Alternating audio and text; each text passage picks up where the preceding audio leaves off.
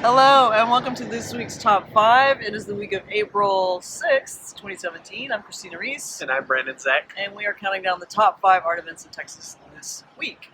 We're in Dallas, as you can see. We're setting up for the Dallas Art Fair, which opens this weekend. It's rolled around again. Time flies. It's time. There's big gallery. Oh, we'll get to that. Yeah, we'll get to that. Number 5 this week is at Icosa Collective in Austin. It's Matt Rebholz and Kate Kasiagi. We think. Sorry if we're messing up your last name. It's a show called Trigger Town. So the two artists collaborated on this exhibition. It's kind of based on our contemporary moment, like so many other things that are happening. But it's a worst case scenario. They've built little almost dioramas through puppets and paper cutouts and big wall pieces and installations. It also includes some video. And it's kind of the world that we all don't want to live in, but it's very bubblegum and candy colored. So Icosa is a collective in Austin. Their space is kind of adjoining the Pump Project space, so easy to find. Good stuff going on there, good shows. So number 4 this week is Ryder Richards, a Dallas-based artist, but he's got a solo show down in Houston right now at Blue Orange. It's called There's No I in Win. Yeah, Ryder is a smart motherfucker is what he is, and he's always got good ideas. I think that his execution is getting better by the year. There's a lot of humor in this work. It is political work. It's also very masculine. But with him, that is firmly tongue-in-cheek. He understands every single code that he's using and every single artwork. He's got his theory down cold. His last show at Beef House was really, really good, really smart. So we're fans of Ryder's. Number 3 this week is at the Luis Hopkins Underwood Center for the Arts in Lubbock, and it's called Latinx Artistas de Texas. It's a group show of 13 artists who live and work in Texas, but all have some connection to Mexico. It encompasses 2 rooms in Luis Hopkins Underwood Center for the Arts. There are some kind of large-scale pieces in this show.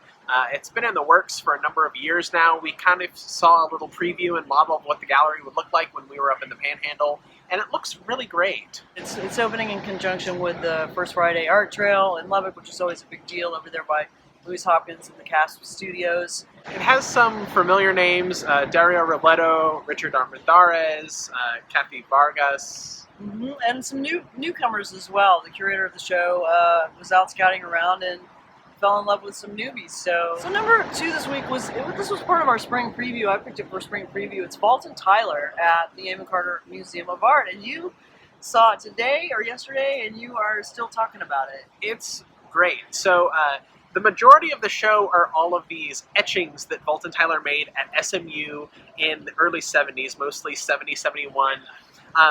It's probably a suite of around 50 artworks, and then his paintings are kind of interdispersed within the show. So his paintings, they're very rich and colorful and very surreal. And kind of biomorphic, organic, kind of machine organic. So Bolton Tyler we would call him a self-taught artist, would we not? Mm-hmm.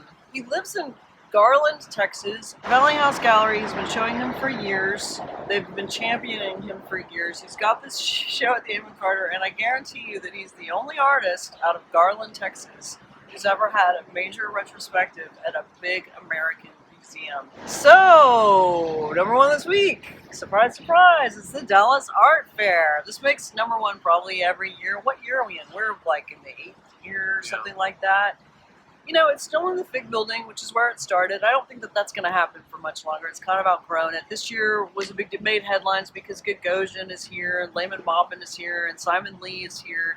But there are 90 galleries, a lot of Dallas galleries here to represent. They always do a great, great booth. All the Dallas galleries are really good with that. But also, the big galleries come in and they bring a lot of their good stuff, especially now that the Dallas Museum of Art has this acquisition fund. They're going to spend $100,000. You know, and if the point of that was to get the big galleries from the coast and elsewhere, the international galleries, to bring their better stuff, it seems to be working.